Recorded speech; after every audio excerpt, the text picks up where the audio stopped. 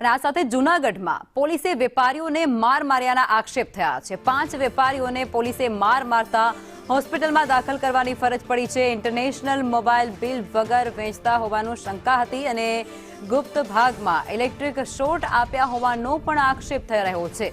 એલસીબીની ઓફિસમાં માર મારવામાં આવ્યા હોવાનો આક્ષેપ છે, જેમાં પોલીસે વેપારીઓના ઘરે પણ તપાસ કરી હતી। પોલીસ સામે ફરિયાદ કરવા માટે વેપારીઓ અત્યારે મન મક્કમ બનાવી ચૂક્યા છે। જૂનાગઢથી આ મામલો આખો પ્રકાશમાં આવ્યો છે।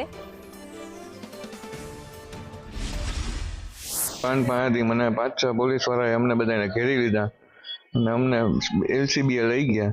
એલસીબીએ લઈ ગયા બાદ ત્યાંથી અમને પાછા એમ કીધું કે હાલો ઘરે ચેકિંગ કરવા જવાનું છે। કાંઈ વોરંટ કાંઈ નહીં। મને કે હાલો કે ઘરે બેસી જાવ, કે ગાડીમાં બેસી જાવ, ઘરે ચેકિંગ કરો। પ્રાઇવેટ ગાડીમાં અમને લઈ ગયા, અમને ક્રેટામાં ઘરે અમને ચેકિંગ કર્યું। ચેકિંગ કર્યા બાદ પછી મને કહે કે દુકાને જવાનું છે, તો દુકાને ગયા અમે રાતના 12 વાગે। દુકાનેથી પણ કાંઈ મળ્યું નહીં અમને, એટલે પાછા અમને એલસીબીએ લઈ ગયા। એલસીબીએ લઈ ગયા એટલે અહીંયા પછી અમને બધાને સાઈડમાં ઓલા દારૂ વેચતા હોય ને એના જેવું અમને વર્તન કર્યું। અમને બધાય પોલીસવાળાએ માં ને બેન વાળી અમને 300 થી 400 ગાયરું આપી છે અમને એ લોકોએ બધાએ। પછી અમને વારાફરતી બધાને અંદર લઈ ગયા। મને આ ઓલરેડી જો મને કેવો માર્યો, મને ઓછામાં ઓછી 30 થી 40 ઝાપટું મારી। પછી મને ગુપ્તાને મને શોટ માર્યા, પેટમાં શોટ માર્યા, હાથમાં શોટ માર્યા। મન ભાવે એવું અમારી યારે વર્તન કર્યું। અમને એ લોકોએ એમ કીધું કે તમે ઇન્ટરનેશનલના મોબાઈલ વેચો છો। ઇન્ટરનેશનલના મોબાઈલ અમે કાંઈ વેચતા નથી, અમારી પાસે લોકોને કાંઈ મળ્યું નહીં, એટલે એ અમને મારી કાઢવી નહીં કે તમે બોલવા માંડો। તો આજ મુદ્દે સુબોધ ઓડેદરા જેઓ એસપી છે જૂનાગઢના આપણી સાથે જોડાઈ ચૂક્યા છે। સુબોધ સર, જે પ્રમાણે વિગતો સામે આવી રહી છે, પોલીસ દ્વારા માર મારવામાં આવ્યા હોવાના આક્ષેપ છે અને લોકો અત્યારે સારવાર હેઠળ છે। આપની પહેલી પ્રતિક્રિયા શું છે, આપ શું કહેશો? હેલો,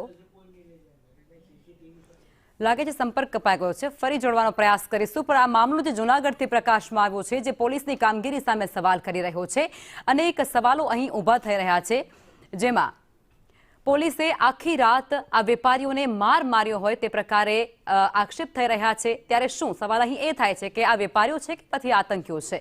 અસામાજિક તત્વોને ઝેર ન કરી શકનાર પોલીસ હવે વેપારીઓ પર શું કામ તવાઈ બોલાવી રહી છે? શું આ રીતે પોલીસ પોતાની ફરજ બજાવશે? તો પછી જે સ્થાનિક લોકો છે, જે સામાન્ય માણસો છે, તેમના મનમાં પોલીસની શું છાપ ઊભી થશે? વેપારી જે અત્યારે સારવાર હેઠળ છે, જેમની આંખ અને જે ગાલ છે તેના ભાગે ગંભીર ઈજાઓ પહોંચવા પામી છે અને તે અત્યારે તમામ સારવાર હેઠળ છે। તેમના ઘરે કોઈપણ પ્રકારનો વોરંટ પોલીસ પાસે ન હતો અને તપાસ અર્થે તેઓ પહોંચ્યા હોય તે પ્રકારના આક્ષેપો પણ થઈ રહ્યા છે અને વેપારીઓને ગુપ્ત અંગની અંદર શોટ પણ માર્યા હોય તે પ્રકારના આક્ષેપ પણ થઈ રહ્યા છે। ત્યારે આ બધા વચ્ચે હવે પોલીસની કામગીરી જે અત્યારે શંકાના ઘેરામાં છે, લોકોમાં આક્રોશ છે, સ્થાનિકોમાં રોષ છે, કારણ કે આ પ્રકારનું વર્તન કોઈ આતંકી સાથે કરવામાં આવતું હોય છે અને તે પ્રકારનું વર્તન આ વેપારીઓ સાથે કરવામાં આવ્યું છે તેવા આરોપો વચ્ચે હવે વેપારીઓ ન્યાયની માંગ કરી રહ્યા છે। અનેક સવાલો અહીં ઊભા થઈ રહ્યા છે। વેપારીઓ સાથે રીઢા ગુનેગાર જેવું વર્તન શું કામ કરવામાં આવ્યું? અને આ સાથે બિલ વગર મોબાઈલ વેચવાની સજા કે પછી હપ્તો નહીં આપવાની સજા, તેવા સ્થાનિકો દ્વારા સવાલો થઈ રહ્યા છે। પોલીસે આખી રાત માર માર્યો, વેપારીઓ જેણે આતંકી હોય તે પ્રકારનું વર્તન તેમની સાથે કરવામાં આવ્યું હતું। ઢોર માર્યા બાદ આ જે વેપારીઓ છે 5 જેટલા, તેમને તાત્કાલિક હોસ્પિટલે સારવાર અર્થે ખસેડવામાં આવ્યા હતા અને વેપારીઓ સાથે આ વર્તન એ કેટલું યોગ્ય?